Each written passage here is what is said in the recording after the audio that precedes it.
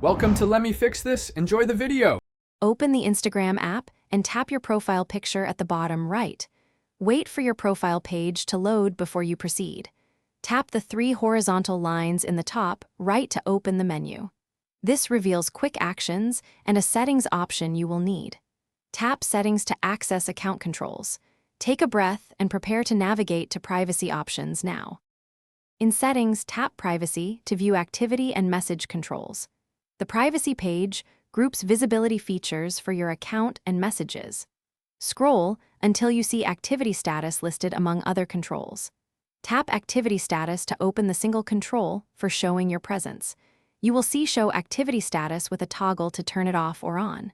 Toggle Show Activity Status off to hide when you were last active. After toggling off, close and reopen the app to confirm the change takes effect.